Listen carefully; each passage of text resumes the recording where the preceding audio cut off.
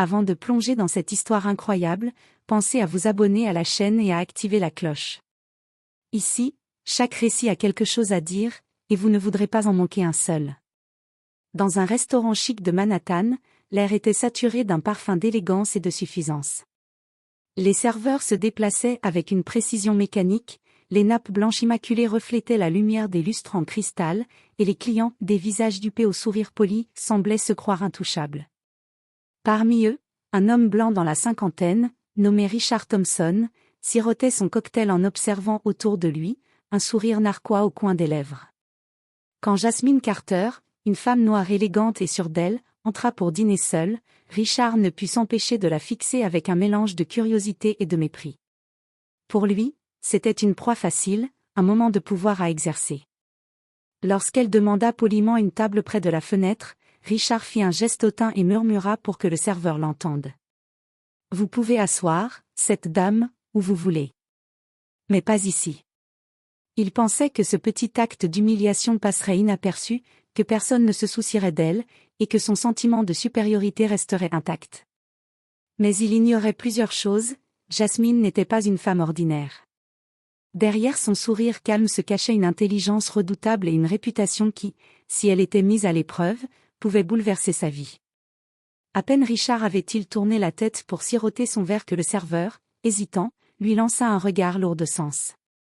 Jasmine s'assit, sûre de son droit à être traitée avec respect. Et dans cette salle étincelante, ce qui semblait n'être qu'un simple affront social allait se transformer en leçon que Richard n'oublierait jamais.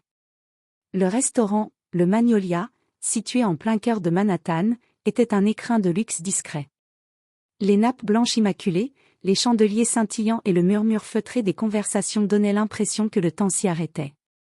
Pourtant, ce soir-là, l'atmosphère allait basculer. Richard Thompson, un homme blanc d'une cinquantaine d'années au regard suffisant, était installé dans un coin de la salle, un verre de whisky à la main. Il observait les clients avec un mélange de condescendance et de curiosité, comme un prédateur évaluant sa proie. Quand Jasmine Carter, une femme noire élégante et raffinée, entra, Richard ne put s'empêcher de la fixer avec un sourire narquois. Jasmine, vêtue d'une robe sobre mais sophistiquée, avança avec assurance vers l'hôtesse. Son pas était sûr, chaque mouvement mesuré, comme si elle maîtrisait parfaitement son environnement. Elle demanda poliment.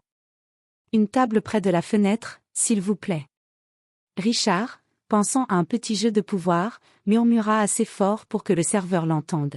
« Vous pouvez asseoir, cette dame, où vous voulez. Pas ici. » Il s'attendait à un murmure de complicité, un regard admiratif de la part de ses semblables. Mais rien.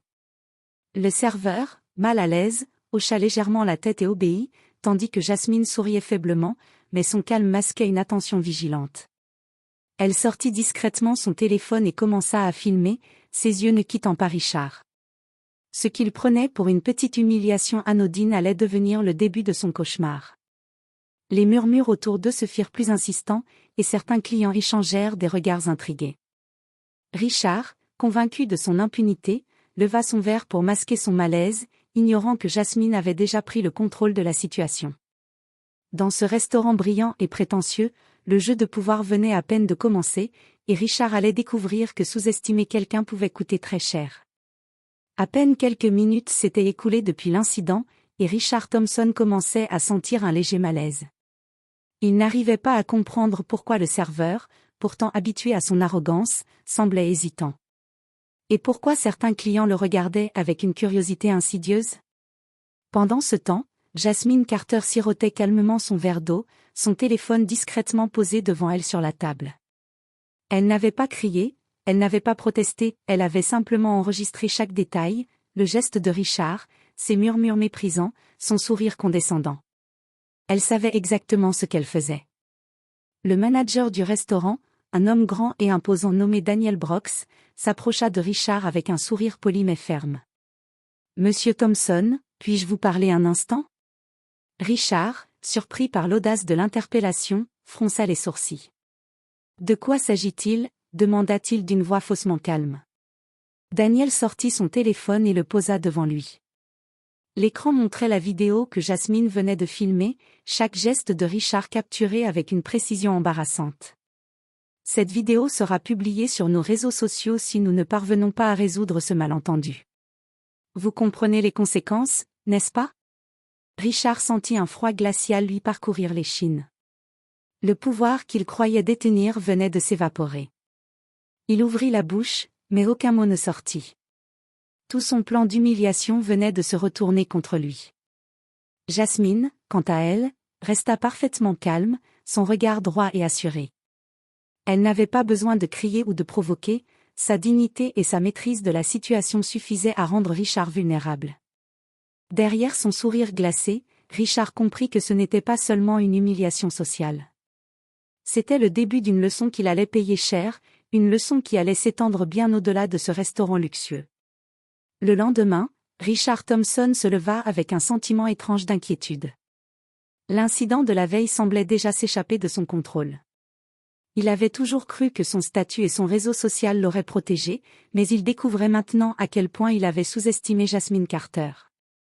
Sur son téléphone, il découvrit un flot de notifications, la vidéo filmée par Jasmine circulait rapidement sur les réseaux sociaux. Chaque partage, chaque commentaire, chaque like transformait son geste d'arrogance en humiliation publique. Des collègues qu'il pensait loyaux lui envoyaient des messages prudents, certains ironiques, d'autres franchement critiques. À son bureau, l'ambiance avait changé. Les regards des collègues pesaient sur lui, certains échangeant des murmures que Richard n'arrivait pas à entendre mais qu'il devinait parfaitement. Il sentit la première véritable panique de sa vie, son image, qu'il croyait solide, se fissurait à une vitesse qu'il ne pouvait contrôler. Pendant ce temps, Jasmine continua sa vie avec calme. Elle avait prévu cette riposte, mais jamais dans l'excès. Chaque mouvement était mesuré, chaque geste stratégique. Elle savait que la patience et la dignité étaient ses plus puissantes armes. Richard tenta de réagir. Il envoya des messages à ses amis influents, essaya de convaincre le restaurant de retirer la vidéo, mais chaque tentative se retournait contre lui. Les réseaux sociaux, friands de justice et de récits de revanche, amplifiaient son humiliation au lieu de la contenir. À la fin de la journée, il comprit que ce n'était pas un simple incident social, son arrogance avait déclenché une réaction en chaîne qu'il ne pouvait plus contrôler. Et quelque part, il savait que Jasmine ne faisait que commencer à tirer les ficelles. Le goût amer de sa défaite commençait à s'installer. Il avait voulu humilier quelqu'un pour se sentir puissant. Ironiquement, c'était lui qui se retrouvait pris au piège. Quelques semaines après l'incident au restaurant, Richard Thompson sentit que sa vie prenait une tournure qu'il n'aurait jamais imaginée.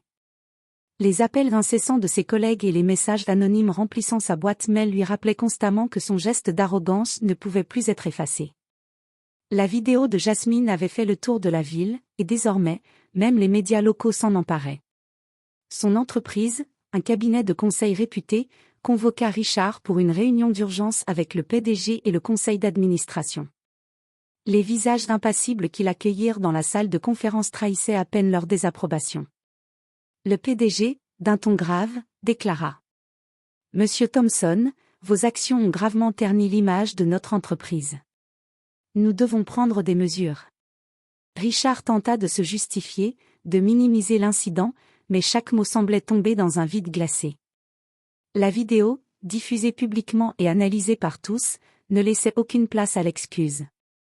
Il comprit alors que sa réputation, bâtie sur des années d'arrogance et de pouvoir, était en train de s'effondrer. Pendant ce temps, Jasmine continuait sa vie avec sérénité. Elle avait montré qu'une humiliation ne reste jamais sans conséquence lorsque la personne visée possède dignité et intelligence. Elle avait utilisé sa patience et sa stratégie pour retourner la situation sans jamais perdre son calme. Quelques jours plus tard, Richard perdit son poste de direction et sa crédibilité professionnelle fut irrémédiablement compromise. Ses relations sociales se fragilisèrent, et il réalisa, trop tard, que le mépris qu'il avait cru impuni avait un prix. Jasmine, elle, resta une figure respectée et admirée dans sa communauté. Son calme, son assurance et sa force silencieuse avaient triomphé de l'arrogance et de la discrimination. Dans ce restaurant de Manhattan, ce qui semblait n'être qu'un petit affront devint une leçon universelle, le respect et la dignité surpassent toujours l'arrogance et l'humiliation. Et Richard, seul face aux conséquences de ses actes, sut qu'il ne pourrait jamais oublier la femme qu'il avait cru humilier sans conséquence.